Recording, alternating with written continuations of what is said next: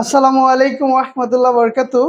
আজকে আমরা জটিকের একটা গ্রাফিক্স কার্ড কিনেছি, সেটা আজকে আনবক্সিং করে আপনাদেরকে দেখাবো। তো লেটস সি। এই যে জটিকের একটা গ্রাফিক্স কার্ড আমরা কিনেছি। এর মধ্যে কি আছে প্রথমে এটা আপনাদেরকে দেখাই। এখানে কিছু পেপারস দিয়েছে, এখানে একটা কিউআর কোড স্ক্যানার আছে, এই আর কি। জটিকের একটা এটা এখানে রাখলাম সাইডে। এবং মূল যেই জিনিসটা যেটা আপনাদেরকে দেখাবো, এই